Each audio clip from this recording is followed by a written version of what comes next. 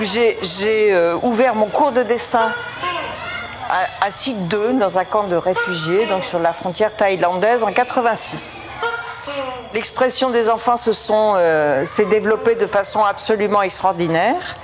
Et c'est avec toute cette collection de dessins, de 86 jusqu'à la fermeture des camps, que j'ai composé cette exposition qui raconte l'histoire, à la fois l'histoire du Cambodge, une partie de l'histoire du Cambodge et celle de mes élèves. Il faut réaliser que les élèves, s'ils avaient eu les mots pour parler de ce qu'il y a dans leurs dessins, ils ne l'auraient pas fait en images. Aucun de mes élèves ne connaissait l'aboutissement de leurs histoires au moment où ils les créaient. Ils les découvraient au fur et à mesure. Encore une fois, c'était une démarche extrêmement authentique de leur part. Ils ne font rien d'inutile, surtout pas les enfants. Hein. Les enfants, ils font uniquement si ça leur sert à quelque chose. Et en ce sens, ça favorise une expression extrêmement authentique, profonde. C'est en rejoignant ce point très mystérieux, hein, moi je pense à l'intérieur de soi-même, qui découvrait, c'est pas l'intellect, hein, c'est tout à fait une autre partie de soi-même, où il découvrait lui-même en les faisant des images qui étaient parlantes à la fois pour lui-même et pour tous les autres. Ça s'apparente à de l'art-thérapie, c'était pas du tout mon intention.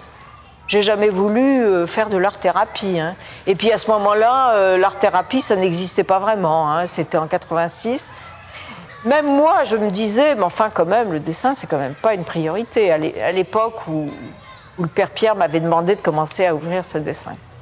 Et en fin de compte, l'histoire lui a donné complètement raison. Moi, je ne soupçonnais pas le chemin qu'allaient faire mes élèves, hein, que j'en suis restée comme de rond de flanc, hein, je veux dire, parce que ils m'ont montré tout à fait autre chose, et je veux dire qui a tenu dans le temps, parce que ce centre artistique, moi j'ai vu avec ce défilé, avec tout ce festival Tinitinou ici, à quel point c'était un pôle extrêmement central pour toute la ville de Battambang. Hein.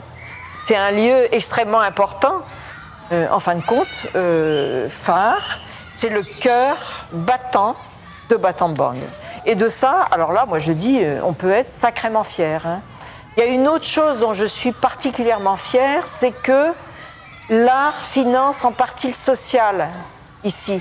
Parce qu'avec la création de PPSE à Siem Reap et le chapiteau là-bas, les spectacles qui sont donnés, une grande partie des fonds récoltés lors de ces spectacles reviennent ici dans l'école. Donc c'est l'art qui finance le social. Et ça, je veux dire, on peut être fier de ça. Hein. Quand même, c'est... On rêve, mais on réalise. Et ça, mais c'est essentiel. Hein. Parce que moi, je dis, le plus important, c'est rêver, d'avoir des rêves de plus en plus beaux, de plus en plus ambitieux.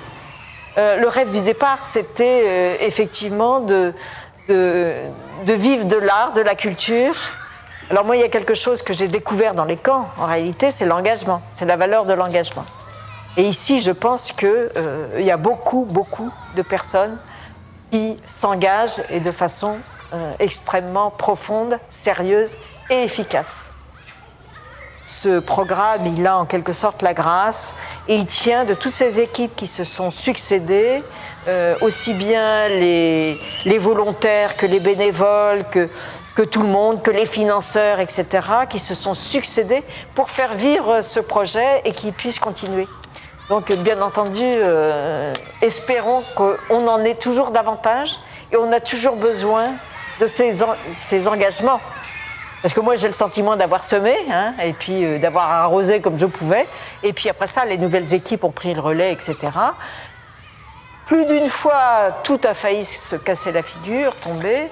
Et puis non, c'est toujours là. Et moi, je pense que quelque part, quand même, ce programme, il a la baraka, la grâce, je pense, quelque part.